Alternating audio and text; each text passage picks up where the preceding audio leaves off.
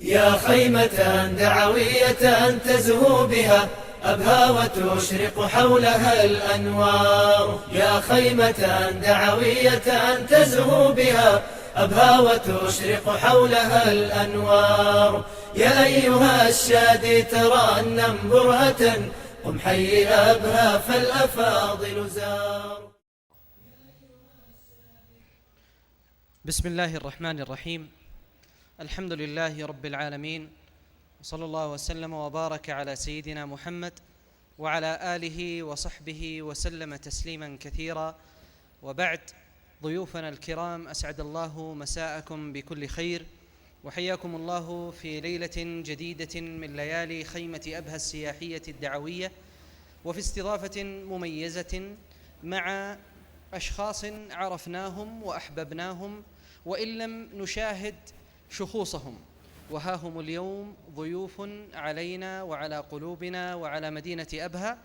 ضيوفنا في هذه الليلة هم الأستاذ أحمد بن عبد الله الشدي، والأستاذ عثمان الجويبر، والأستاذ سبيت بن إبراهيم السبيت من إذاعة القرآن الكريم بالمملكة العربية السعودية. أترك لهم المجال ليكون الحديث فيما بينكم وبينهم، ولكن بعد فاصل قصير.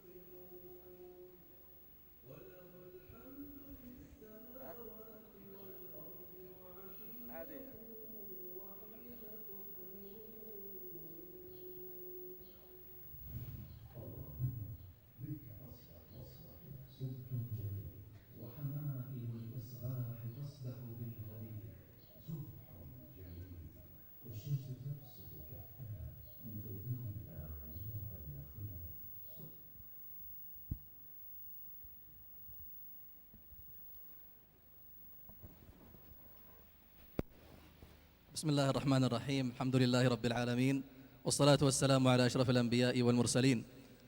حياكم الله في هذا الصباح الجميل، الصباح الرائع، الصباح الممتع في هذا اليوم الخميس 15 من شهر شعبان عام 1433 للهجرة. حياكم الله أيها الإخوة الحضور والإخوة المستمعون والأخوات المستمعات كذلك.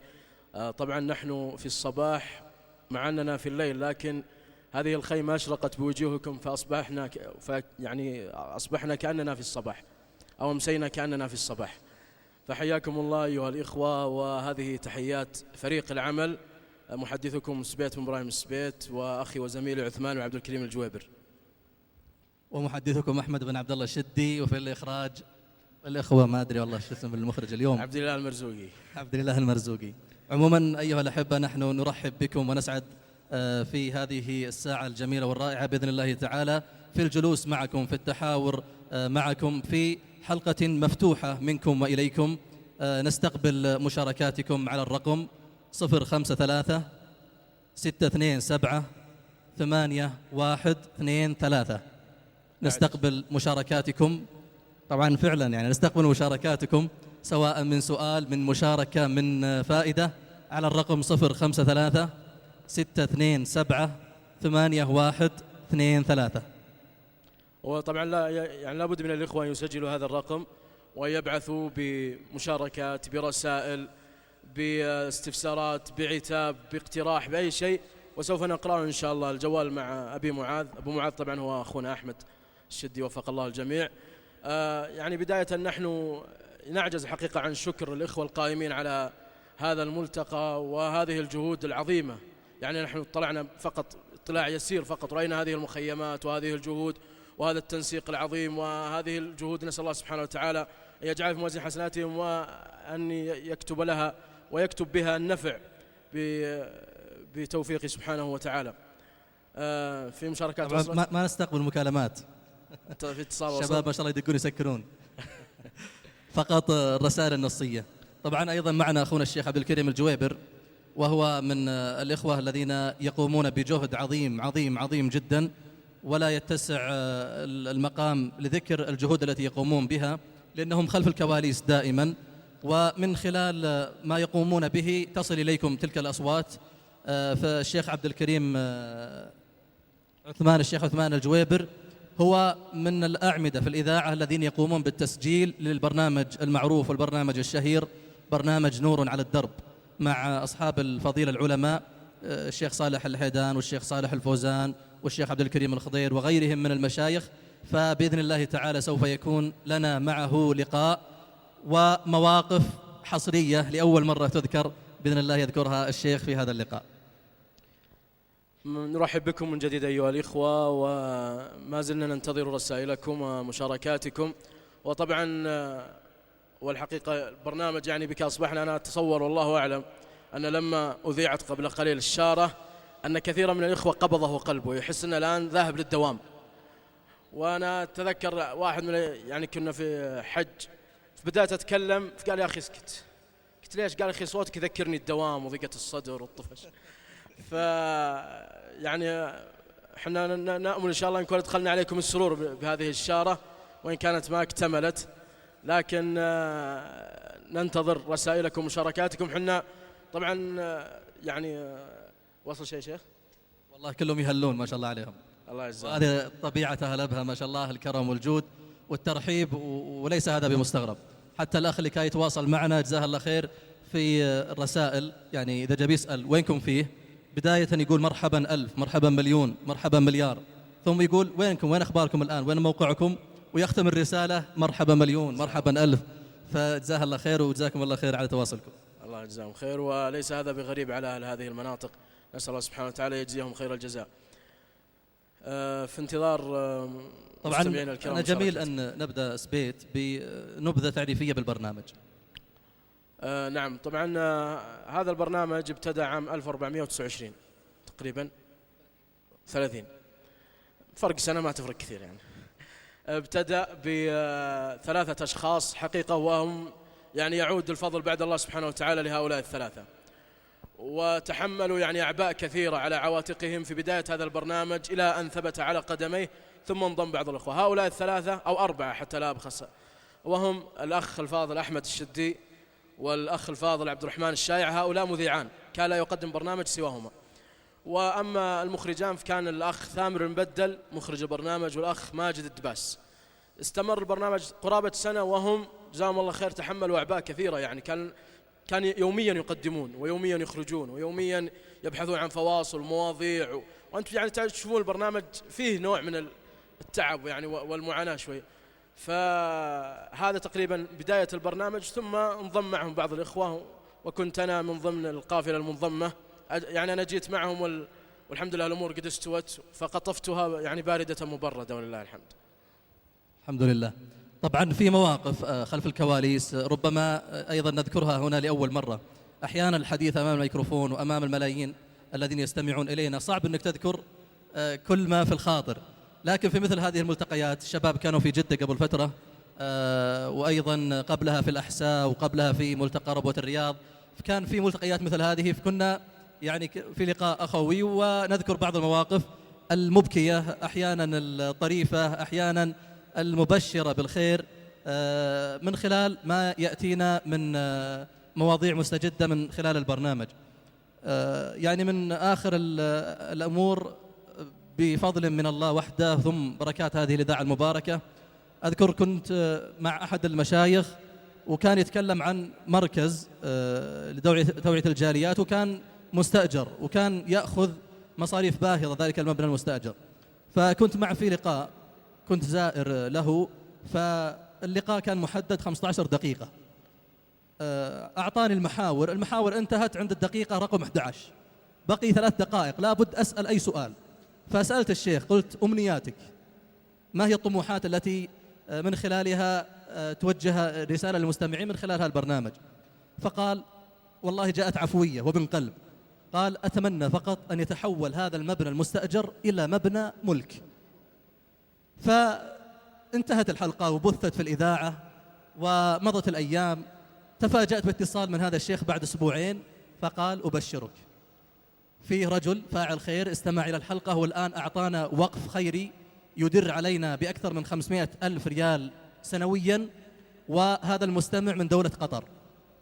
استمع إلى اللقاء وجلس وبحث في النت عن المكتب هذا، المكتب التعاوني، حتى وصل إلى أرقام التواصل. فيقول: تواصل معنا، ثم اللهم لك الحمد كان الاتفاق المبدئي على أن يكون هناك وقف خيري من هذا الرجل لهذا المكتب التعاوني. فاللهم لك الحمد، هذه من بركات هذه الإذاعة المباركة التي مهما واجهتنا يعني من صعاب من ظروف، إلا أنه إذا استمعنا إلى مثل هذه الأخبار تهون علينا أو يهون علينا كل شيء. ولعل أيضا من المواقف الجميلة يعني في نفس السياق، الأخ عبد الرحمن الشايع وفقه الله استضاف أحد الإخوة من إحدى الدول الاسكندنافية في أوروبا، أنا نسيت الدولة الآن. يقول: نحن الآن نعزم على شراء مركز إسلامي وبناء مسجد. هذا المسجد أو هذه المنطقة، هذه الدولة كلها لا يوجد فيها أي مسجد، ما يوجد فيها مسجد مطلقا. فأثناء اللقاء يقول: يعني إحنا ودنا يعني أهل الخير يدعمون هذا المسجد والأيادي البيضاء والحمد لله هم كثر.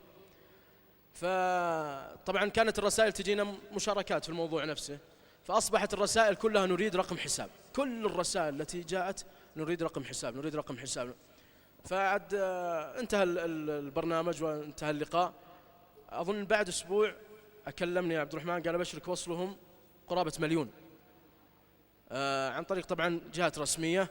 ثم أيضا تكفل أحد بعد 1,000,000 هذا، يقول تكفل أحد، يعني أقول أحد المسؤولين في الدولة، أحد المسؤولين الكبار تكفل ببناء باقي المسجد. فتخيل، بني أول مسجد في هذه الدولة من عهد النبي صلى الله عليه وسلم إلى اليوم. وهذا لعل سبحانه يعني لعل من توفيق الله سبحانه وتعالى، ونسأل الله سبحانه وتعالى يجعل في موازين الإخوة. سبيت، هذا واحد يقول: لماذا لا يتم إعادة هذا البرنامج، برنامج بك أصبحنا؟ والله هذا السؤال يتكرر كثيرا وطرح حتى على إدارة الإذاعة. وطبعا البرنامج 1.5 ساعة، فلما يعاد في المساء راح يأخذ مساحة كبيرة جدا، بالإضافة إلى أن طرحه في الصباح لا يناسب طرحه في المساء. يعني حتى أصوات العصافير ما تناسب في المساء، لكن نحط أصوات عزكم الله الصراصير فما هي مناسبة يعني. لكن ما زال سبحان الله كثير من الطرح يعني يطرح، كل ما جانا اقتراحات حول هذا طرحنا على إدارة الإذاعة، وما زال يعني الأمر في أخذ ورد. وجدنا البديل اللي هو المنتدى. أي أحسن. وطبعا كل حلقة تنزل في المنتدى مباشرة، يعني بعد ما تنتهي الحلقة في منتدى اسمه منتدى بك أصبحنا، تنزل الحلقة كلها مباشرة بعد الحلقة تقريبا بربع ساعة بنص ساعة. من أراد يستمع إليها فقط يدخل باسم الحلقة وبتاريخها فيجدها مباشرة. هذا أحد الإخوة يسأل عن بدايات برنامج بك أصبحنا، والأخ سبيت ذكر تلك البدايات، لكن دعونا نرجع 6 أشهر إلى الوراء. 6 أشهر، الكلام هذا في منتصف عام 1429 تحديدا، عندما يعني جاء انضمام مجموعة من الإخوة المذيعين، ومن ضمنهم أستاذ عبد الرحمن الشايع ومحدثكم ومجموعة أيضا أخرى. كانت المجموعة هذه هي أصغر الموجود في الإذاعة. فجاءت الفكرة وطرحت على مدير الإذاعة، فمدير الإذاعة يعني كأنه قال إن هذا الأمر قدم كثيرا من سنوات، لكن كان غير ما يوافق عليه لعدة أسباب ربما لا يحسن ذكرها هنا. فالبرنامج كان لا يوقف لعدم وجود عناصر معينة، قالوا بسبب هذه العناصر لن ينجح البرنامج. فألحينا على مدير الإذاعة وخاطبنا المسؤولين، وكان هناك مكاتبات وكان هناك اجتماعات قبل. فمع الإلحاح قالوا لكم تجربة معينة، ترى أحيانا يعني ممكن بعد شهرين نوقف البرنامج ونرجع للسابق. فقلنا خلاص يعني قدامنا شهر كامل، هذا تجربة، إن كتب له النجاح فالحمد لله، ما كتب له النجاح يوقف البرنامج ويستعاض بغيره. فبدأت الاستعدادات وبدأت الاجتماعات والترتيب. حتى انطلقت أول حلقة من حلقات هذا البرنامج المبارك. فبعد أسبوع من البرنامج تفاجأ المسؤولين في الإذاعة، الأستاذ عبد الله الدوسري وبعض المسؤولين، قالوا جاءت الأصداء. وفعلا أتت برقيات من بعض المسؤولين في الدولة، من بعض كبار العلماء، يشكرون لمدير الإذاعة ولمنسوبيها هذا العمل وهذا البرنامج الذي ربما غير نوعا ما من طريقة البرامج التفاعلية في إيصال بعض الرسائل وبعض المواضيع المهمة. والحمد لله يعني كتب له النجاح. وكانت هناك أيضا إحصائية أخرى للبرنامج، والحمد لله حققت المركز الأول من بين مجموعة من الإذاعات والبرامج. فاللهم لك الحمد، جاءت الإشارة لنا بالاستمرار والانطلاق في هذا البرنامج حتى هذا اليوم الذي سوف نكمل فيه العام الرابع، والعطاء بإذن الله تعالى يتجدد. لعلك تعيد الرقم أبو معاذ. الرقم 053 6 أو عفوا 053 627 8123 053 627 8123. أعد بعد نشوف بعض الإخوة بدأ يسجل. ما شاء الله تبارك الله، فيه خير موجود زين الحمد لله. وصلك رسائل؟ والله ما شاء الله ما عاد غطينا أظن. هو طبعا يعني الموقف اللي ذكره أحمد، سم الموقف اللي ذكرته يعني كونه واجهت صعوبات في البداية، لكن بالإصرار يعني يمكن ما كان يخطر في بالهم الحمد لله أنه سوف يلاقي هذا النجاح. يعني هذا نستفيد في حياتنا، أن بإصرارك على هدف معين سوف تصل إليه إن شاء الله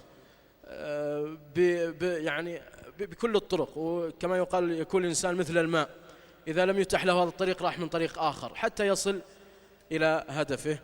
هذا من الفوائد يعني. هذا واحد يسأل سبيت يقول موقف طريف. أحيانا المواقف الطريفة موقف طريف هو المشكلة المواقف يمكن تكررت، لكن نذكر هذا الموقف.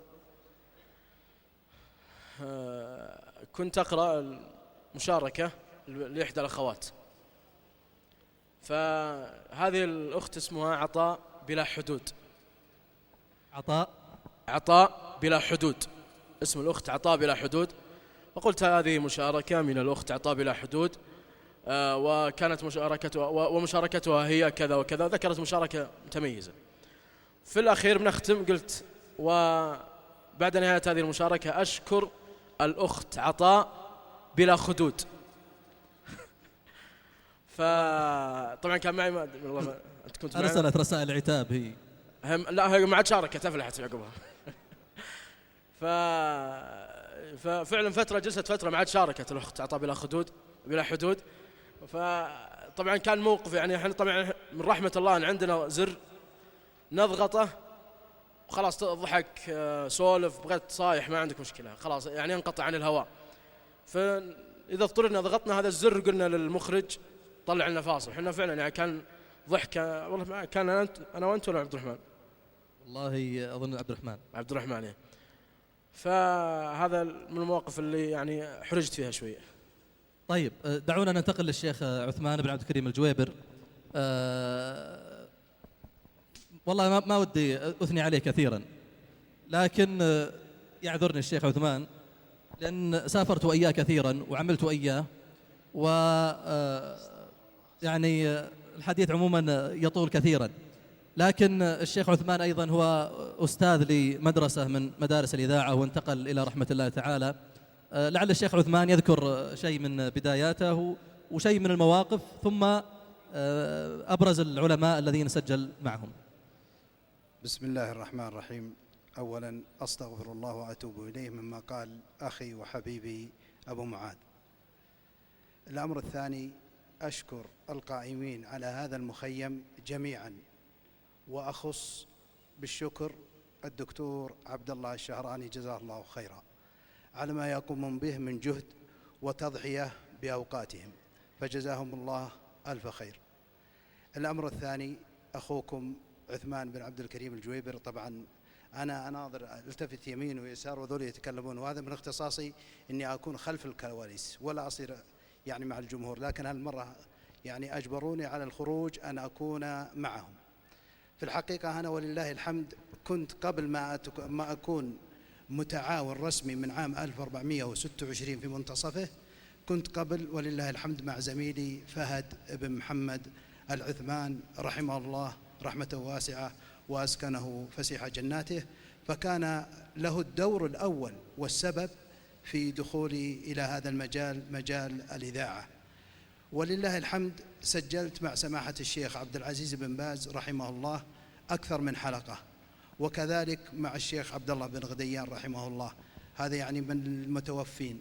أما من الموجودين ولله الحمد سجلت مع سماحة الشيخ عبد العزيز بن عبد الله آل الشيخ من عام 1426 وإلى الآن ولله الحمد تسجيلي معه، وكذلك مع الشيخ صالح الفوزان حفظه الله، وكذلك الشيخ عبد الله بن خنين، وكذلك الشيخ أحمد بن سير مباركي. نور على الدرب معروف الآن، يوم السبت عبد الكريم الخضير، يوم الأحد الشيخ صالح الفوزان، يوم الاثنين الشيخ أحمد بن سير المباركي، يوم الثلاثاء سماحة الشيخ عبد العزيز آل الشيخ، يوم الأربعاء متوقف احتمال يكون فيه إعادة أو يكون أحد المشايخ، فهم ينتظرون الموافقة تأتي ليبث يوم الأربعاء. سابقا كان الشيخ صالح الحيدان. يوم الجمعة يبث لسماحة الشيخ اللي هو الشيخ عبد العزيز آل الشيخ، هذا طوال الأسبوع. ولله الحمد يعني هذه نعمة عظيمة، مجالسة العلماء وأخذ منهم العلم مع الفتاوي. هذا يعرض طبعا الفتاوي لسماحة الشيخ عبد العزيز آل الشيخ زميلنا وحبيبنا المذيع القدير اللي هو الشيخ حمد بن محمد الدريهم حفظه الله. أما مع الشيخ صالح الفوزان فالمذيع بالتناوب الشيخ خالد الرميح وعبد الكريم المقرن. طبعا عنده مرض في القلب، إذا صار تعبان أو كذا فهو ينيب خالد الرميح. أما مع الشيخ أحمد سير مباركي فهو ياسر الشيباني، وكذلك مع عبد الله بن خنين والشيخ أحمد سير مباركي، هؤلاء المشايخ معهم زميلي وحبيبي ياسر بن محمد الشيباني. طبعا أنا ما أذكر مواقف غير إن موقف واحد، كنت أسجل في مكان ما ندوة، فكان زميل مكلف بها لكن لظروف أنبت عنه. طبعا المكان هذا مسرح، بعد انتهاء من التسجيل مر علي رجل الأمن، فقلت له لا تغلق الأبواب، سأخرج أنا بعد انتهاء نقل الشريط من الهارد ديسك اللي هو من نفس الجهاز إلى تحويل السيدي لتسليمه إلى مكتبة الإذاعة. استمريت في الوقت وأخذ مني الوقت طويلا لأنه أكثر من 3 سيديات. في الحقيقة أغلقوا الأبواب، أجي مع باب ألقاه مسكر مرة، أرجع مع باب ثاني ما عاد ينفتح الباب اللي رجعت معه، فهي باب طوارئ يفتح من الداخل لكن ما تقدر ترجع. فصراحة يعني معي الأجهزة وكذا وأنا معلم رجل الأمن، قلت انتظر قليلا حتى أخلص أشغالي ولا كأن السمع. يعني لله الحمد أخذت أجول ويعني أدخل أسياب تولع الإضاءة، إنا لله وإنا إليه راجعون. أرجع مع باب هذا أبى أخرج معه ألقى سكر. صراحة انحرجت، خشيت أنهم يقولوا هذا لص. فأتيت إلى مكان ووجدت هاتف للأمن، أخذت اتصل على الأرقام موجودة يعني 4 أرقام، دليت أخذ الرقم اللي غير الرقم هذا وأزيد عليه ولا أحد يجيب. في الأخير اضطررت أن أتصل على زميلي، قلت اتصل على الدورية، اتصل على أحد، تراني في المبنى الموجود هذا ولا لا أستطيع الخروج منه، دبرني. ولله الحمد اتجهت إلى بوابة ووجدت فيها قفل بقوة، ما أدري انفتح الباب ولله الحمد وخرجت، وأخبر زميل قلت خلاص ترى طلعت. اتجهت إلى صاحب الأمن كان في البوابة الخارجية، وأخذت أعاتبه وأكلمه عن هذا الأمر وعن تهاونه، فأخذ يتأسف، وهذا موقف يعني لا أنساه.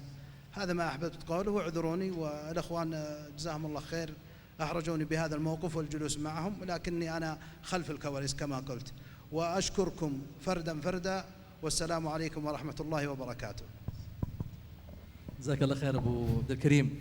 أحيانا المواقف التي على الهواء محرجة جدا، وأحيانا تكون مفاجئة بدون سابق إعداد.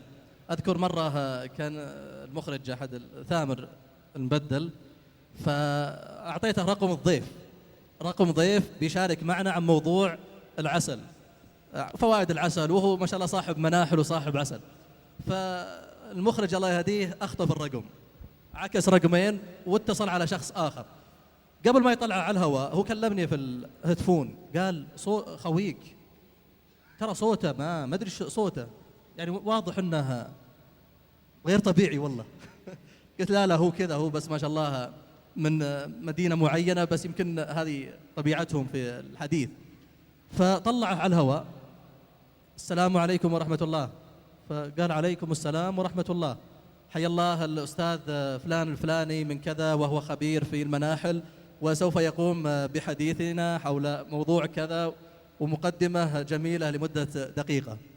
تفاجأت بعد الرجل قول من أنتوا يعني ايش تبون؟ كان هذا من المواقف المحرجة. حاولنا نتلافى الموضوع، طبعا الإخوة المخرج سحب الخط وبدأ يتواصل معه، فصار الرجل ياخذ ويعطي بأحاديث غير طبيعية تماما، وأصبح الرجل يعني الله يستر علينا وعليه، لكن واضح أنه ما هو فهذه الحمد لله أن في الوقت المناسب حاولنا واستطعنا نتلافى الموضوع وسحبنا الموقف. أبو معاذ، أنا أتذكر اتصل علي أحد الإخوة قال يا سبيت، قلت سم، قال يا رجال أخوياك اتصل عليهم سكران. وهو فعلا يعني جت الرسائل قالوا ضيفكم هذا سكران ولا وش فيه؟ صلى الله عليه وسلم. في منجم مشاركات وشيء؟ سم. لا تفضل عطنا. نبي كان مشاركات الإخوة حتى يكون أكثر تفاعل. طبعا احنا عندنا إذا صار صمت كذا يرفع المخرج أصوات عصافير. الحين ايش نسوي؟ هذه في رسالة خاصة جميلة ورائعة، بس بتواصل معه إن شاء الله بعد اللقاء هذا. أيضا هذا يسأل يقول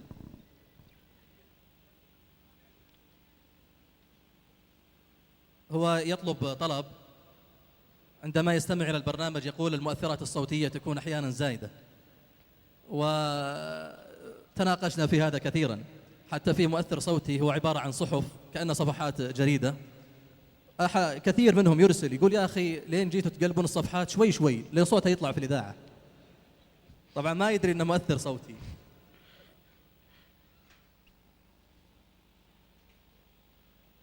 أيضا هذه مشاركة للأخ سبيت، يقول كم عمرك؟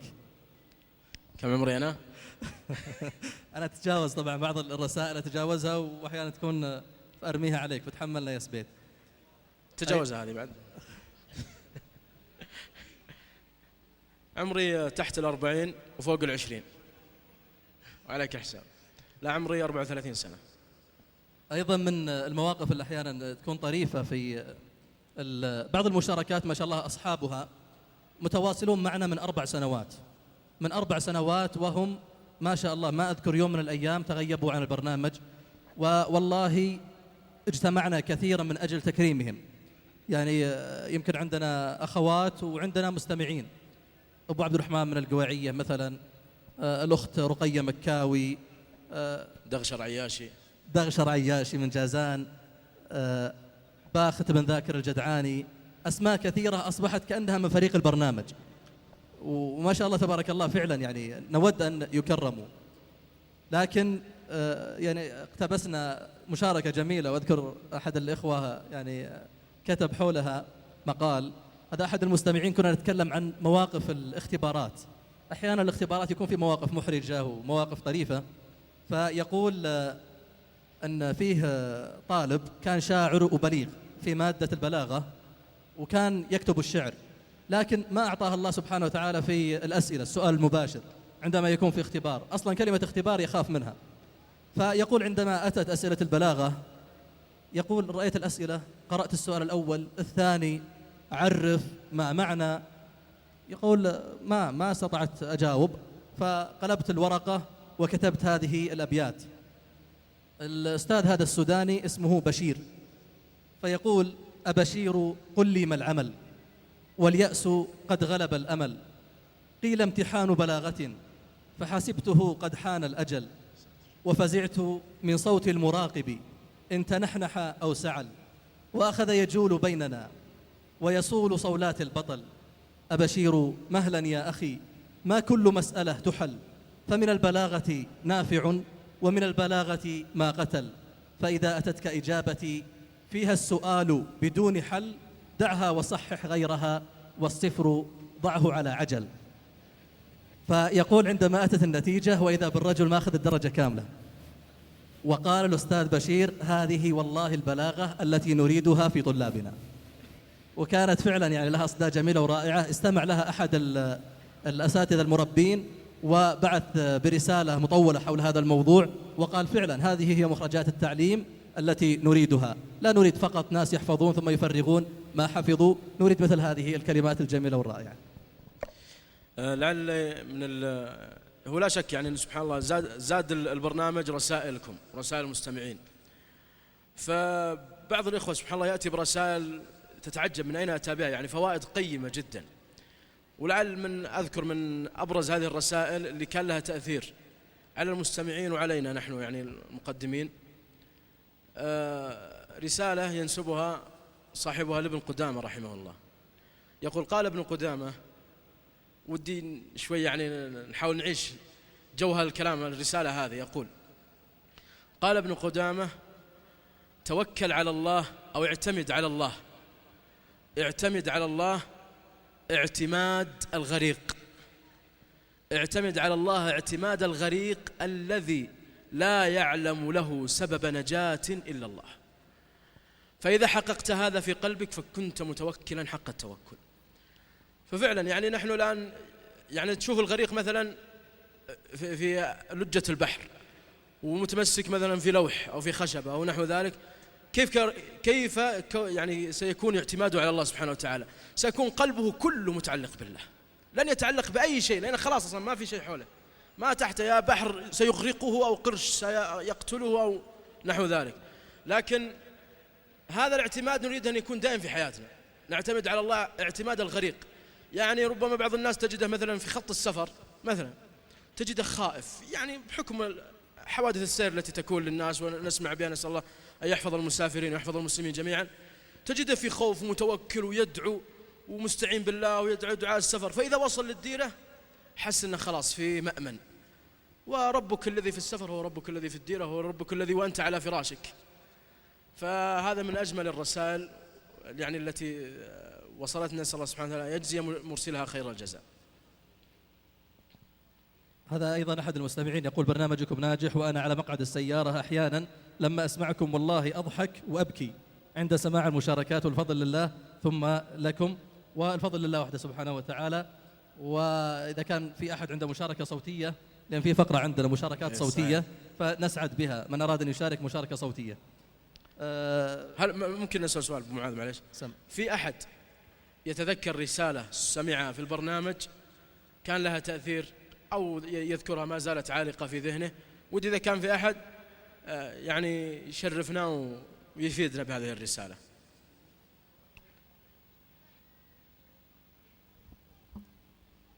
من أيضا بركات الإذاعة المباركة، وهذه مواقف أحيانا تكون شخصية، ومن أثرها ومن باب قوله تعالى: وأما بنعمة ربك فحدث، تتحدث عنها. كنا في زيارة رسمية لدولة كينيا، العاصمة نيروبي، ثم خرجنا من نيروبي إلى مدينة اسمها غاريسا، على يعني بينها وبين الصومال ربما 200 كيلو. فبشق الأنفس 5 ساعات في السيارة وبين الغابات حتى وصلنا إلى هذه المدينة. ثم خرجنا من هذه المدينة إلى قرية، ودخلنا إلى مدرسة لتعليم القرآن داخل هذه القرية. الموقف هذا والله أبكاني كثيرا وفي نفس الوقت أفرحني. عندما دخلنا إلى أحد الفصول، وكان فصل 5 متر في 5 متر، وكان في 50 طالب، لدرجة أن المعلم يقف عند الباب ما يقدر يدخل جوا الفصل. الطلاب يدخلون واحد واحد، يدخل واحد الله يكون في عون اللي في أقصى الفصل ما عاد يطلع. فالأخ الذي كان معنا رحب وقال: نرحب بوفد إذاعة القرآن الكريم، وذكر الأسماء. فتفاجأت طالب قام من بين الطلاب وقال: بك أصبحنا؟ قلت: نعم بك أصبحنا. تفاجأت والله من الموقف. فقال يعني من باب الدعابة: تعرف سبيت؟ قلت: سبيت زميلنا. فبدأ يسرد الأسماء، أسماء المذيعين وأسماء البرامج وأسماء المشايخ، ثم قال والله العظيم من بعد المدرسة أجلس لاستماع الإذاعة حتى النوم، ومن بعد صلاة الفجر أستمع الإذاعة، النقل صلاة الحرم، ثم البرنامج، ثم إذا انتهى برنامج بك أصبحنا أجي للمدرسة. فتتعجب عندما تذهب إلى مثل هذه الأماكن ثم تجد آثار وبركات هذه الإذاعة التي نسأل الله سبحانه وتعالى فقط أن يرزقنا من خلالها الإخلاص بالقول والعمل، وأن يجعل ما نقدمه لوجهه سبحانه وتعالى. وطبعا حنا في البرنامج عبارة عن يعني أداة توصيل، نحن نقرأ رسائلكم ونوصلها للعالم، فأنت يا من كتبت أو اخترت مشاركة وأرسلتها فقرأت يعني احتسب الأجر، سواء ذكر اسم المرسل أو لا، لكن تأكد أن هناك من سيستمع لهذه المشاركة وسيستفيد منها بمشيئة الله تعالى. ولذلك حنا نقول دائما للإخوة لا تبخلوا علينا برسائلكم، رسائل الجوال أو حتى المنتدى وتويتر، واحتسب الأجر، دائما احتسب، سواء قرأت إن قرأت والحمد لله، ما قرأت أنت أديت الذي عليك، ونسأل الله سبحانه وتعالى أن لا يحرم الجميع يعني أجر ما يقدم. هذا يسأل عن مواقف المذيعين داخل الإذاعة. فيه مجموعة من المواقف الطريفة لمجموعة من الزملاء المذيعين. سبيت أنت ولا يعني مواقف، وأنا بذكر هذه المجموعة من المواقف. المواقف كثيرة على الهواء، وخاصة أن بعض محرري الأخبار الله يهديه ما يعطيك النشرة إلا قبل البث، قبل ما تكون على الهواء إلا يمكن بنصف دقيقة. أحيانا وأنت تقرأ الأخبار يدخل عليك المحرر يعطيك ورقة من أوراق الأخبار العاجلة، فأنت الآن أمام نشرة أخبار وحساسة جدا، ولا بد كل لفظة تحسب لها 1000 حساب. وكثير من المذيعين حتى القديمين وكبار المذيعين يجلس ويقرأ النشرة 5 مرات قبل ما يقرأها على الهواء. فأحد الزملاء جاءته النشرة وكان مواصل، كان جاي مواصل الليل كله، وصلى الفجر وقدم يعني مجموعة من البرامج أو الفواصل حتى الساعة 8 نشرة الأخبار. فكان الرجل منهك يعلمني بالموقف ويقول والله أنا كنت أقول عسى بس ما أنوم وأنا أقرأ نشرة الأخبار. فيقول جاء خبر عن الصوماليين عندما كانت تذكرون قبل سنة ونص سنتين عندما كثر القراصنة الصوماليون من اختطاف السفن والبواخر، كان في خبر فالمذيع جالس يقرأ: هذا وقد قام قراصنة صوماليون باختطاف سفينة مارة عبر المحيط الأطلسي. هذا وقد قام 15 قرصان صامولي بمداهمة والله بالشكل هذا. فجاءت الرسائل وجاء الضحك، يعني يقولون جايع، وهو فعلا يعني كان جايع ما أفطر. يعني وش قرصان وش صامولي؟ قرصان صومالي. فالرجل قال قرصان ووقف حتى الناس تبادر لهم أكلة القرصان، ثم صومالي أو صامولي. ولعل أيضا من المواقف الأخطاء اللي تجي يعني على الهواء هذه، أذكر كنت الساعة 1 في الليل تقريبا في الإذاعة، فكان الشيخ فارس عباد يقرأ سورة يوسف، فينا النوم طبعا الساعة 1 والعيون أحيانا تشكل، فقلت كانت هذه تلاوة مباركة بصوت القارئ الشيخ فارس عباد، وقد تلا ما تيسر من سورة فارس. بس أنا قلت الساعة 1 يمكن ما أحد انتبه. ما عدلتها ولا راحت؟ لا ظهرني عدلتها، لكن أنا قلت إن شاء الله ما أحد انتبه. في يوم فعلا ما يعني صار لها صدى، بس جيت البيت قال أبويا سبيت، قلت لبيه، قال في سورة اسمها فارس. كنت أحاول أنا ما أحسب ما أحد سمعني. يعني الأخطاء تحدث على الهواء. أحد المذيعين الجدد طبعا خلفيته شرعية أحيانا كانت قليلة نوعا ما، فعندما أراد أن يقرأ في هيكل برامج الإذاعة تلاوة للشيخ عبد الباسط عبد الصمد والترتيل المبارك من سورة الحجروق، هو متحمس يعني قايلها بكل جد. لحظة خلي المستمعين يفسرون. خلي الإخوان. يقول الترتيل المبارك من سورة الحجروق، فهمتوا السر؟ ها؟ الحجرات، لا، الحجر وقاف. فالرجل كان متحمس وقال: والترتيل المبارك من سورة الحجروق. طبعا أتت مكاتبات وأعطي تحذير ويعني بعض الإجراءات الإدارية التي عندنا. من الحقيقة الفوائد يعني اللي استفدت في الإذاعة خطورة التدخين. ما أذكر استضفنا طبيب في أي تخصص إلا قال التدخين فيه. تخيل استضفنا طبعا أطباء القلب والرئة، هذا منتهين منها أنها مهلك، يعني التدخين للقلب والرئة وصمامات وشرايين، هذه خالصين. لكن الإشكالية جاء واحد طبيب خاص متخصص في سرطان القولون، قال من أعظم وأبرز أسباب سرطان القولون التدخين. قلت له شلون التدخين الآن معروف في الرئة؟ قال لا، المادة النيكوتين هذه يتسمم بها الدم، والدم يجري على الجسد كله فتفسد ما مرت عليه. أعجب من هذا قال أن أحد الأطباء متخصص في البصريات أو في العيون، قال أن من أسباب إصابة العين بالماء الأزرق اللي هو بعد فترة قد يسبب العمى التدخين. شلون؟ قال أما يدخن الدخان المتصاعد هذا يقول يسبب الماء الأزرق للعين. فقلنا سبحان الله عز الله أنه داء ما بعده داء. التدخين هذا له دخل في كل يعني عضو في جسم الإنسان بيدمره التدخين هذا.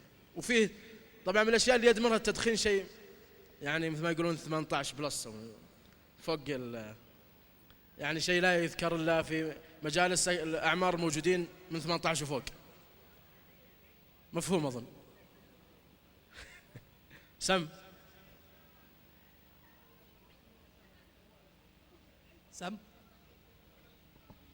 ترى ما نسمعك الله يحفظك، لو تقرب شوي.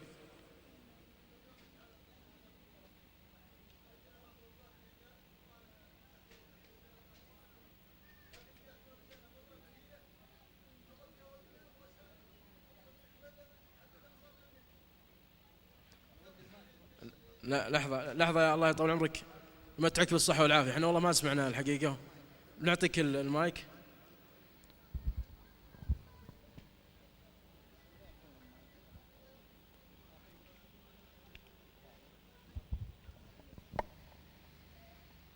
عرفنا باسمك أول الله يحفظك. سعد حسين القحطاني. ونعم حالك. أقول البرنامج هذا جزاكم الله خير، لا اللي يرسل ولا اللي يرد عليه، كله طيب ومفيد. بس جانا رسالة مرة قبل أسبوعين مثيرة يعني بعد الحدود، خلتني أوقف السيارات حتى أهدت أعصابي ومشيت وسكرت الراديو في نفس الوقت. هذا اللي تقولون أنه قتل والده علشان لعب الكورة، تشجيع صحيح، تشجيع الكرة هذا، وقتل والده علشان انه فاز الفريق حقه. صحيح. هذا اللي عندي مشاركة. جزاك الله خير. وفعلا احنا طبعا نقرأ احيانا بعض الأخبار الطريفة، أخبار منوعة. ناخذ اتصال. تفضل عطنا أول شيء عرف باسمك. السلام عليكم. عليكم السلام. مساكم الله بالخير. مسيك بالنور. وحياكم الله في مدينتكم الثانية. الله يحييك ويبقيك. سعيد محمد الأحمري. ونعم. الجوال اللي آخره 600 ايه لا تستقبلوا لا رسائل ولا مكالمات من الساعة 6 إلى 7. لماذا؟ مرة لا رسالة ولا اللي 600 آخره. وأنا من الناس اللي يصحون بعد الفجر. 600. وجزاكم الله خير. طبعا حتى تكونوا في الصورة مشايخنا، أنا قدمت الأسبوع الماضي عدد الرسائل، الجوال يتحمل 3000، حنا نمسحها. تفاجأت الأخ المسؤول ما مسح الرسائل، وصلت 6000 رسالة. الجوال هنق، تعرفون هنق، صار ما يتحمل الرسائل. وفعلا يعني قمنا بحذف 6000 رسالة، ثم ما شاء الله أتت 200 رسالة. كل 200 رسالة هذه يقولون يا أخي جوالكم ما يستقبل.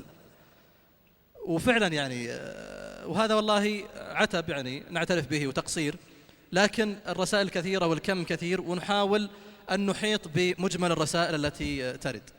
وهذه أكبر مشكلة تواجه فريق البرنامج، عندما يقول أرسلت من أول يوم البرنامج ولا سبق وقرئ لي مشاركة واحدة، لكن نحن ما وجدنا حل. أمامنا آلاف الرسائل، نحاول نختصر من هنا ومن هنا وناخذ مشاركات من هنا. بعضهم يقول أنا ما ودي أرسل على الجوال، ففتحنا باب آخر، باب المنتدى، حتى لا يكلف على بعض الإخوة. قال بعض الإخوة أنا ما أعرف المنتدى، ودي بالتويتر. فنحاول أن نراوح بين وسائل الاتصال الجديد.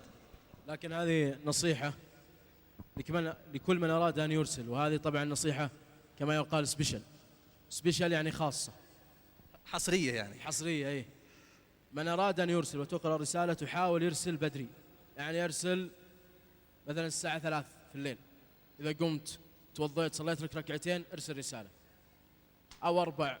ليش احنا نجي نفتح الرسائل؟ نجي طبعا احنا نداوم من الساعة 4، وطبعا أبو معاذ الله يعطيه العافية الأسبوع هذا اللي مضى كله من الساعة 4 إلى الساعة 8 وهو في الإذاعة. فنجي نفتح الرسائل اللي أرسلت في نفس الموضوع وجدناها جيدة، نحاول أن يعني نحددها، خلاص هذه سوف تقرأ إن شاء الله. لكن اللي يرسلها وقت بث البرنامج ما عاد نلحق، يعني شوف الآن أبو معاذ يا الله يلحق الرسائل اللي عنده، فما يمديك تلحق يعني. فلذلك أرسل بدري. وبعضهم يرسل من بعد العشاء، ويرسل يكرر الرسالة الساعة 12، ويكررها الساعة 2، ويكررها الساعة 3، وأذان الفجر، وقت البث إلين تقرأ. فيعني هذه نصيحة خلطة سرية. جزاك الله خير. طبعا في شيء حصري إن شاء الله لكم بإذن الله تعالى. الأسبوع القادم سوف نخصص مساحة كبيرة لكم أنتم، من أراد أن يشارك مشاركة صوتية عبر الإذاعة يتواصل معنا بعد اللقاء هذا، وبناخذ اسمه وبياناته والرقم، وبإذن الله تعالى خلال الأسبوع القادم ناخذ أكبر قدر من هالوجه الطيبة لمن أراد أن يشارك معنا صوتيا في الإذاعة. هذا أحدهم يقول موقف أثر فيني كثيرا. في مرة استمعت لفاصل مع الرعيل الأول للشيخ عبد الله العسكر، فيقول كان الموقف قصة له مع جاريته في الخوف من الله سبحانه وتعالى. يقول هذه الرسالة أثرت فيني كثيرا لدرجة أنني كتبت خطبة في هذا الموضوع، وهذه من الأشياء التي عندما نقرأها والله تزيد الحمل علينا، ونحاول أن يعني نجتهد أكثر وأكثر لتحقيق الفائدة المرجوة بإذن الله.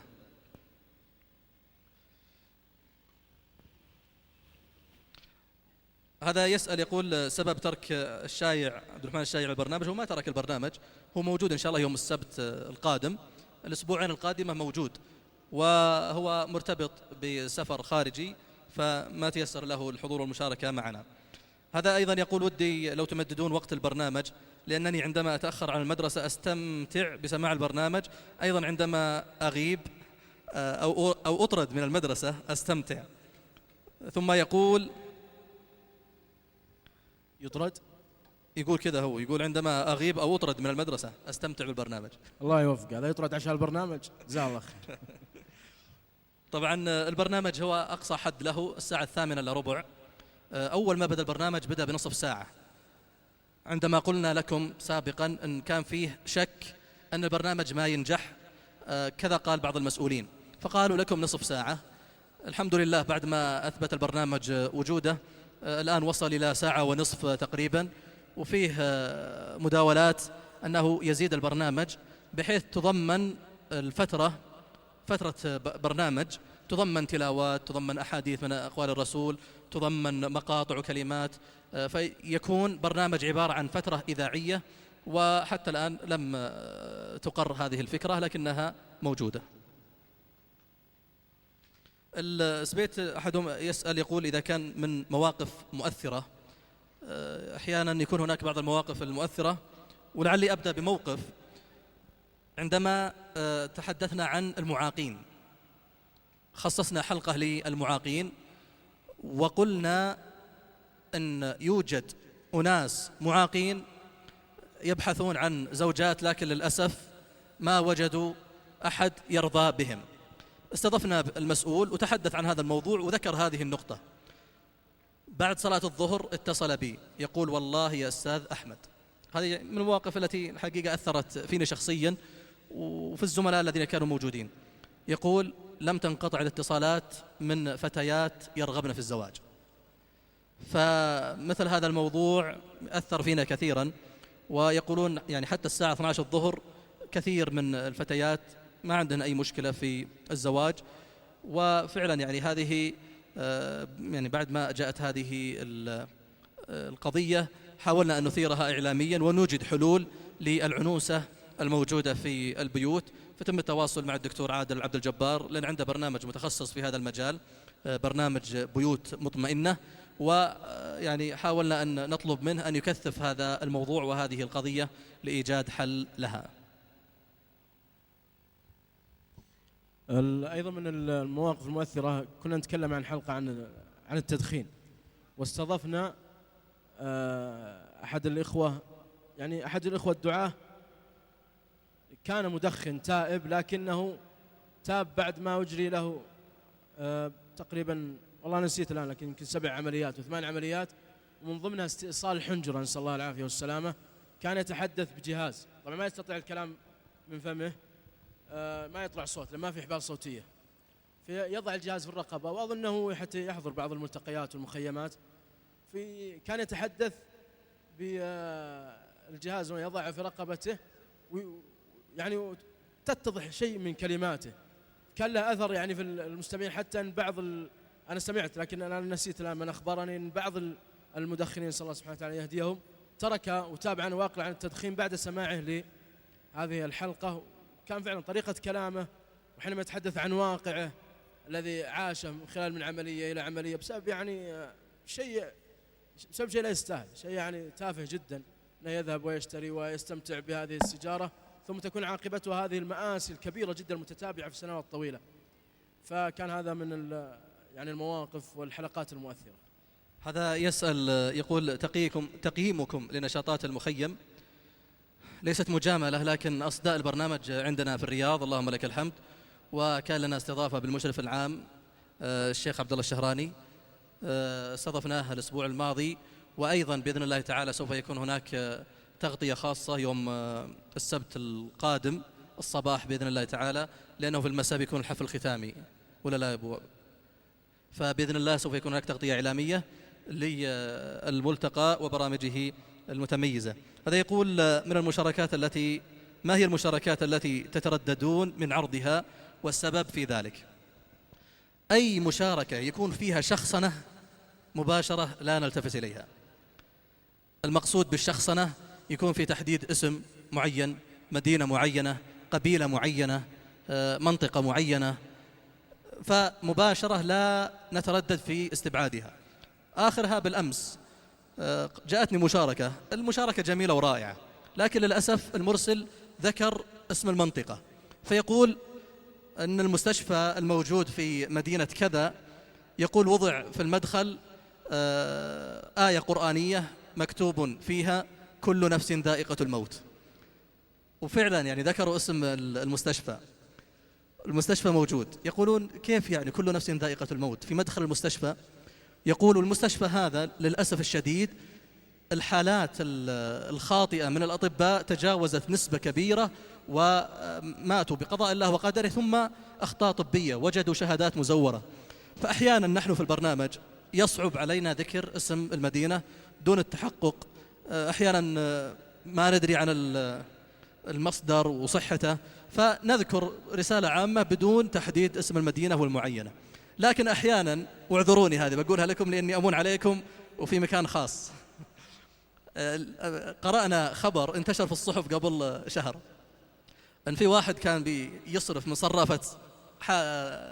صرافة فيقول طلع جرذي، ما أدري الخبر صحيح ولا لا، استمعتم إليها ولا لا يا مشايخ؟ وقالوا إنها موجودة في أمام البلدية في أبها.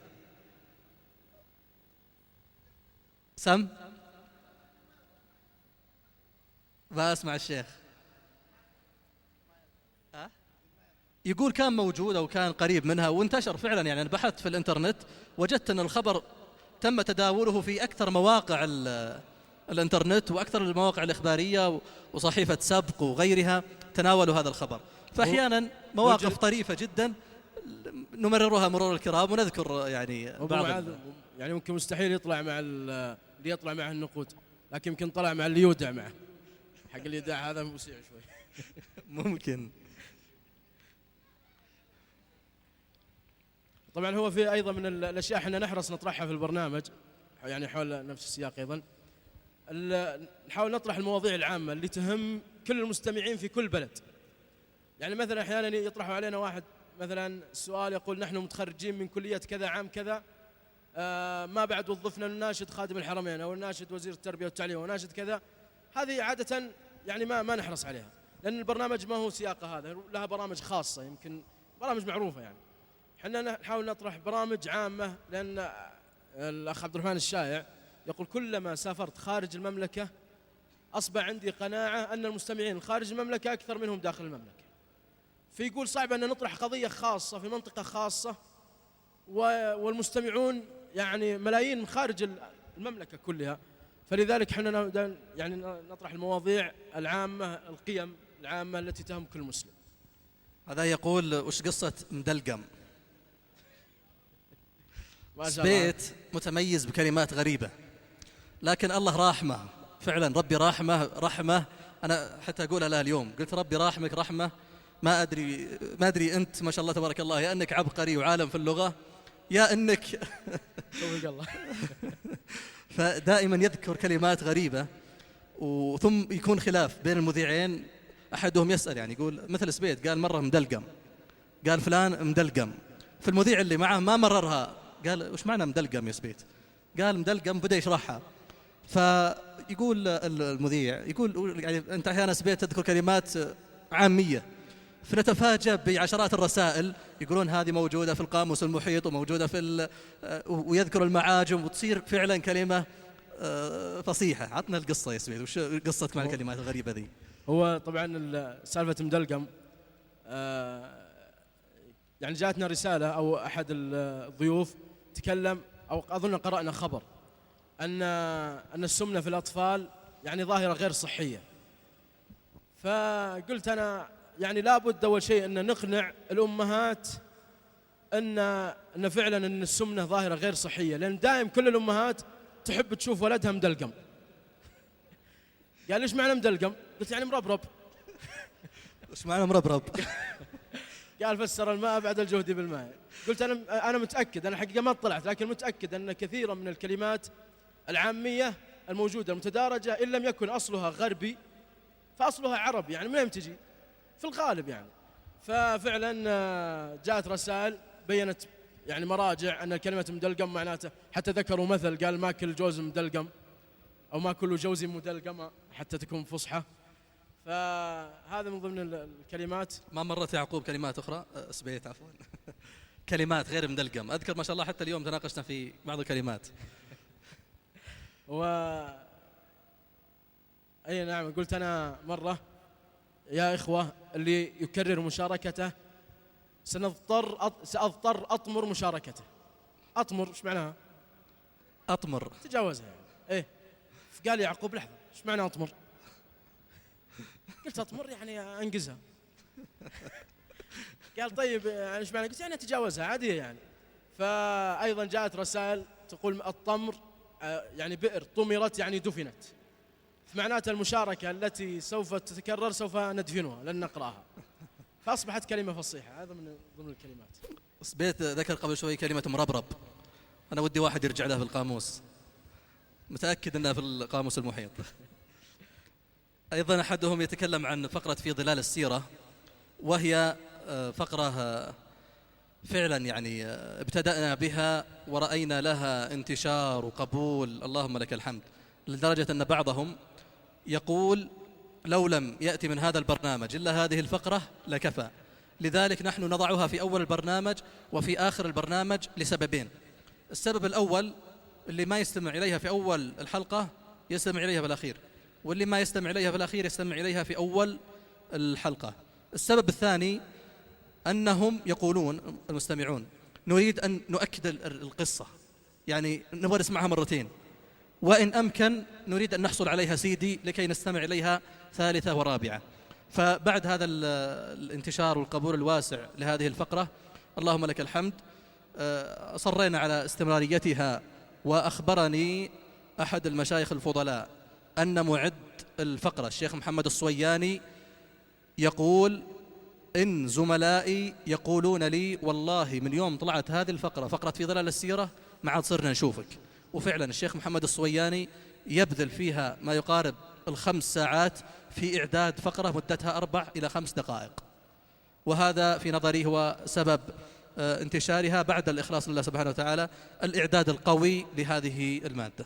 والحقيقة يعني في بشارة، وأنا كثير ما سئلت كثيرا جدا، وكل الزملاء كانوا يسألون عن هذا السؤال، جوابه عند أبي عبد الكريم الشيخ عثمان الجويبر. بسم الله. طبعا كنت مع الشيخ حمد بن محمد الدريهم في أواخر شهر 7 من هذا العام في مدينة الطائف، كنا منتدبين لتسجيل برنامج نور على الدرب مع المشايخ هناك. فأخي وزميلي حمد بن محمد الدريهم يعد ويرتب هذه الحلقات لتسجيلها في سيدي خاص وتوزيعه مجانا، هم الآن يرتبون لهذه الحلقة. ومن قبل قليل اتصلت على حمد الدريهم أساس يشاركنا بحلقة، فقال للأسف أني خارج البيت ولا أستطيع، في جولة مع أهله، ولكن نفيدكم أنه سيوزع هذا الشريط بجميع حلقاته، هم الآن يعدون ويرتبون. فأسبوع كامل كنت معه في الطائف، كان يرتب ويعد لهذه الحلقات حتى تنتهي ويوزعها على سيدي بإذن الله تعالى. طبعا الفقرة يعني تمتاز فعلا ما شاء الله بحسن الإعداد، وفعلا مثل ما ذكر أبو معاذ يبذل جهد يعني مضاعف جزاه الله خير، اللي هو الأستاذ محمد الصوياني. وكذلك إلقاء الأستاذ حمد طبعا يعني غني عن التعريف، وهو أستاذنا جميعا في مجال الإعلام.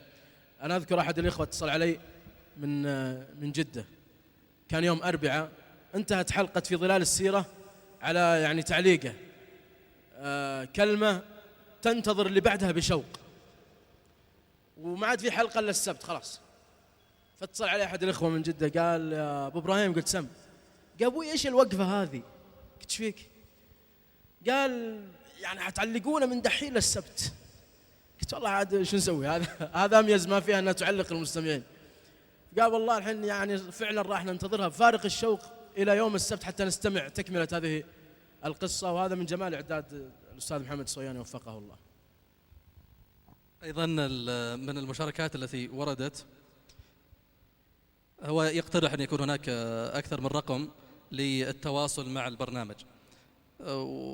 أظن رقم واحد كافي بإذن الله، ما جت الفكرة حتى الآن أننا نضيف رقم آخر.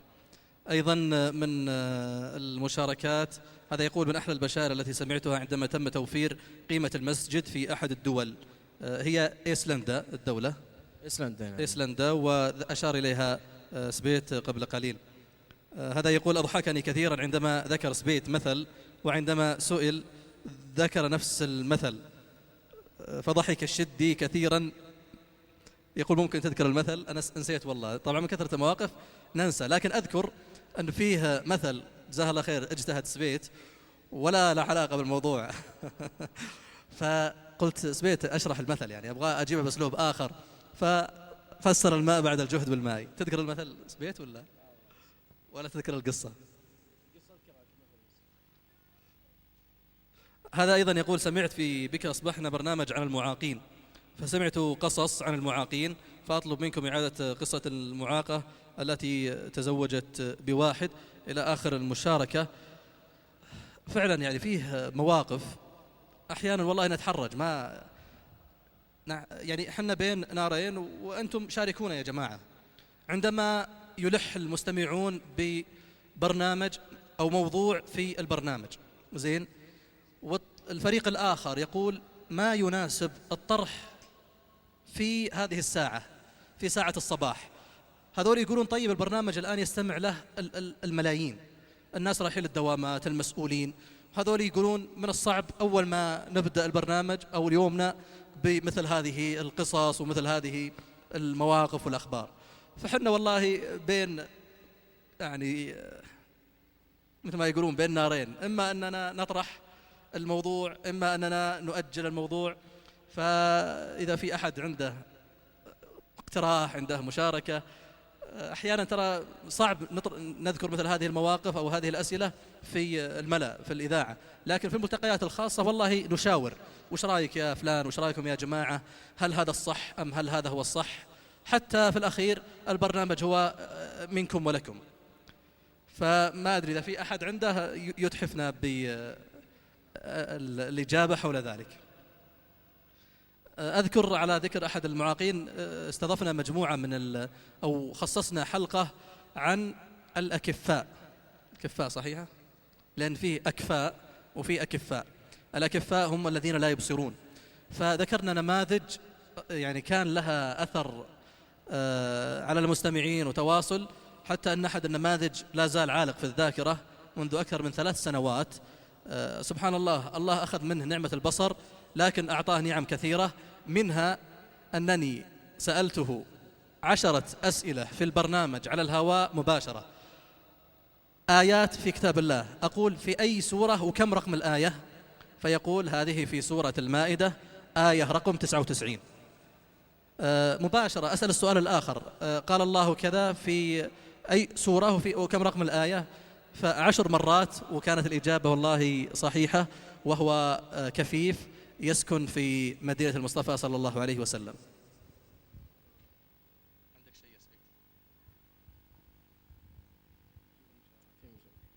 هل أحد الإخوة عنده مشاركة صوتية؟ نحن دائما في نهاية اللقاء يصير عندنا مشاركات صوتية، ونحن يعني على مشارف. نعطيه المايك. سمع. خلاص وصل المايك.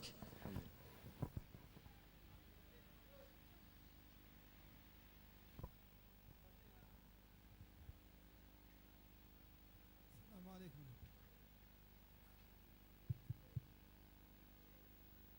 السلام عليكم ورحمة الله وبركاته.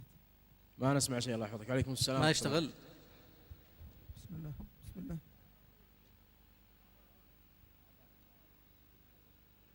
السلام عليكم ورحمة الله. السلام عليكم وبركاته. أسأل الله سبحانه وتعالى أن يجزاكم خير وأن يثيبكم على هذا البرنامج العظيم. وإياك الله. والله إن أنا شخصيا كنت منسك زيارة لكم في الرياض خصيصا، لكن الحمد لله اللي أتابكم. الله يحييك. أسأل الله أن يثيبكم وأن يزيدكم من فضله وأن يفتحكم فتحا مبينا إن شاء الله. الله يحييك. أخوان، بالنسبة للموضوع اللي قلت المواقف الصعبة اللي تكون في الصباح مثلا، ما ودهم كأني يسمعونا في الصباح، فيكون برنامج بك أمس هنا كان تكون ساعة ولا نص ساعة بالعصر ولا في الليل ولا. طبعا تناقشنا في هذا الموضوع كثيرا ورفعت وجاءت والله فاكسات كثيرة لجزاه الله خير مدير الإذاعة وذكر واجتمعنا، لكن في الأخير الأغلبية رأى أن يكتفى ببرنامج اللهم بك أصبحنا، ويعني قالوا أن هذا إن شاء الله كافي للموضوع، فما استحسنوا أن يكون هناك برنامج آخر اسمه اللهم بك أمسينا لأسباب كثيرة. يعني الأغلبية كان بالتصويت أنه يكتفى بهذا الصباحي. أسأل الله أن يجزاكم خير والله يحييكم. الله يعطيك العافية ويجزيك. هذا أحد المستمعين يقول: هل لديكم خلفية عن عدد المستمعين لكم؟ إحصائية طلعت من مركز المعلومات في الوزارة، وزارة الثقافة والإعلام رسمية، كان عدد المستمعين 1,800,000 مستمع، وكان في المركز الثاني إحدى الإذاعات عدد المستمعين كان 600,000. 1,800,000 ولا كم؟ أنا كم قلت؟ 1,800,000 بس. 1,800,000 يعني 2,000,000 إلا 200,000. والمركز الثاني حصل على 600,000 مستمع، والمركز الثالث حصل على 400,000، والمركز الرابع حصل على 25,000 مستمع. فالحمد لله، هذه أيضا كما ذكرت وأكرر أنه من بركات هذه الإذاعة المباركة. هذا أيضا من باب التعطير المجلس. يقول ابن القيم: العبد إذا أعرض عن الله واشتغل بالمعاصي ضاعت عليه أيام حياته الحقيقية التي يجد غب إضاعتها يوم يقول يا ليتني قدمت لحياتي. شكرا لك يا أبا حسان. أيضا يقول: في كل لحظاتك تذكر أنك رقم في هذه الأمة، وإن إبداعك وتميزك في مجالك يجعلك تشارك في نهوض الأمة من كبوتها، إذن أنت قيمة والأمة تنتظرك بشرط أن تعرف تخصصك في دق واحد وراحت الرسالة. أكمل الفراغ.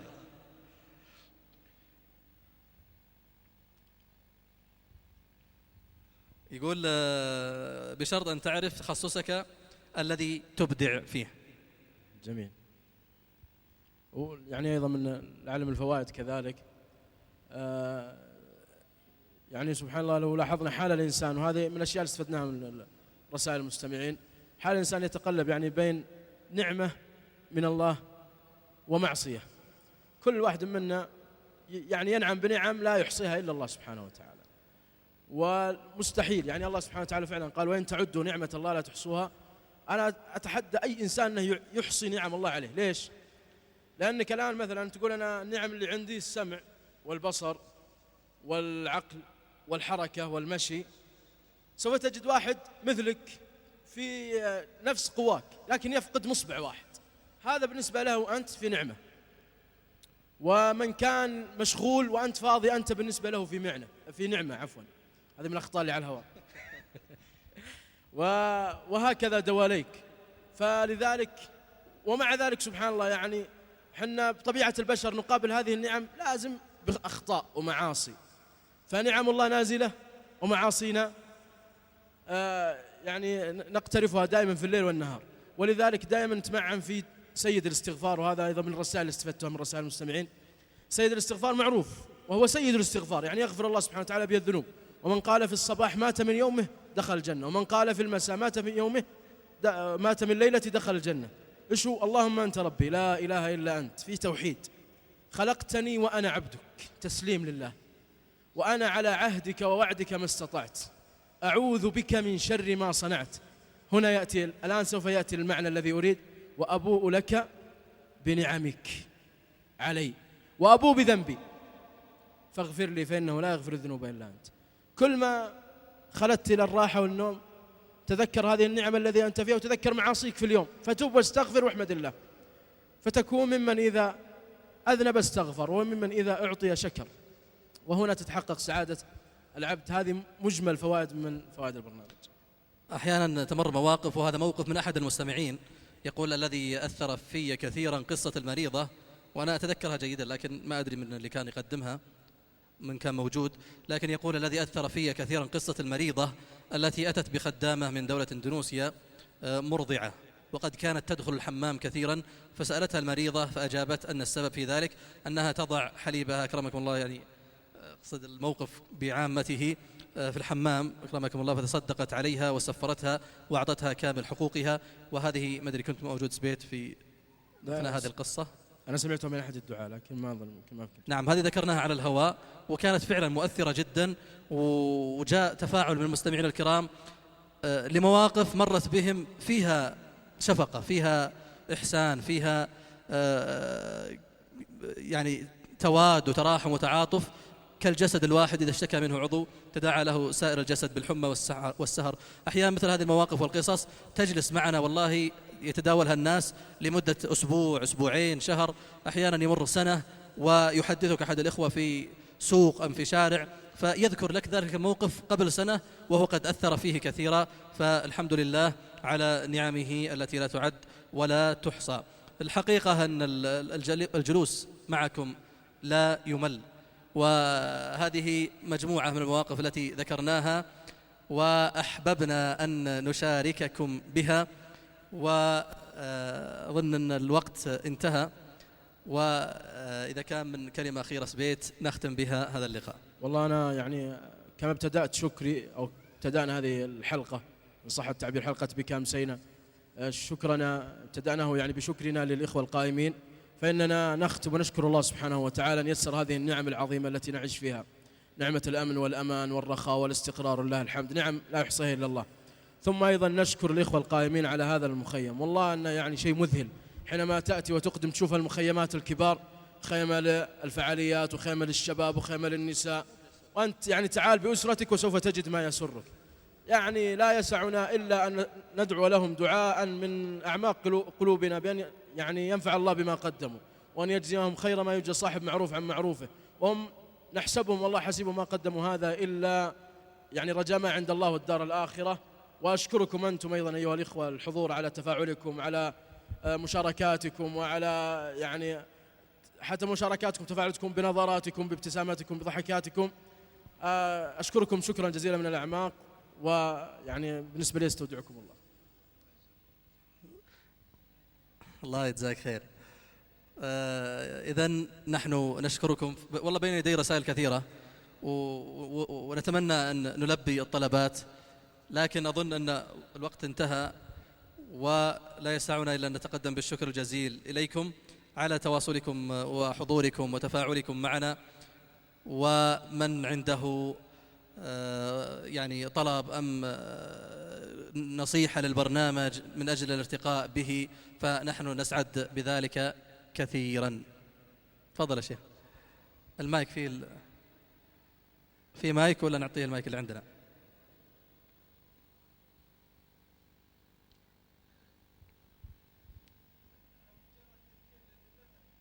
ايش؟ اي مثل؟ مدلقم؟ لا مثل نسينا وشو؟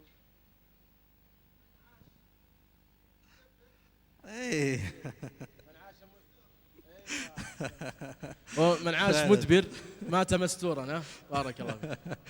فعلا مر المثل هذا. وسألت يعقوب سألت سبيت معلق على يعقوب لأن يعقوب كان معي الأسبوع هذا، فسألت سبيت سبيت أعاد نفس المثل.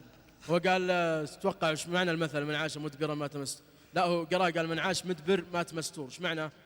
قلت والله أتصور أن معناه من عاش مدبرا مات مستورا. قال مش زدت يعني ما زدت شيء. أحيانا مثل هذه المواقف تأتي فجأة بدون يعني إعداد، بدون ترتيب. أحيانا نحن نحاول أن نحرج بعض، يعني هذه موجودة بيننا. إذا ذاك اليوم والله أنا حسيت أن يعقوب فيه النوم وأنا نشيط، أحاول أقطع عليه شوي كذا عشان يستنشط ويبان لي بنفس الشعور. ودنا بس ناخذ اسم الأخ اللي تذكر المثل جزاه الله خير. ونعم والله عبد الله سعيد جلد. ونعم الله يحيي جزاكم خير وسعدنا بكم. وكما ذكرت من أراد أن يشاركنا في مداخلة صوتية فنحن نسعد بذلك، وسوف نخصص لكم بإذن الله تعالى خلال الفترة القادمة الأسبوعين القادمة مشاركات صوتية لمن أراد أن يداخل. يعني بنحاول ناخذ الاسم والرقم، الإخوة يتواصلون المرتبين والقائمين على هذا البرنامج يسجل الاسم والرقم، وبإذن الله عندما تصل إلينا ونذهب غدا للرياض سوف نوصلها للإخوة.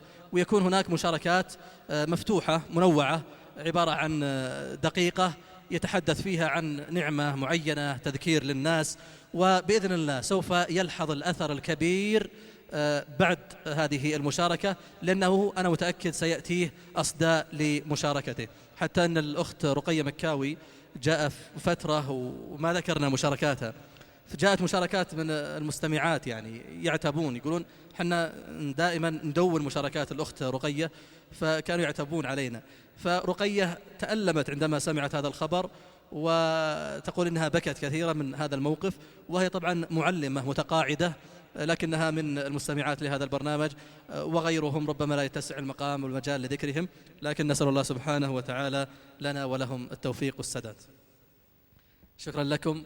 باقي شيء يا جماعة؟ نختم في إعلان. إذن السلام عليكم ورحمة الله وبركاته. والعافية.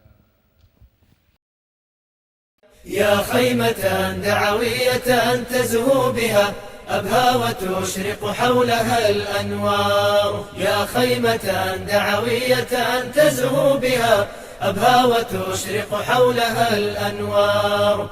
يا أيها الشادي ترى أن برهة قم حي أبهى فالأفاضل زار.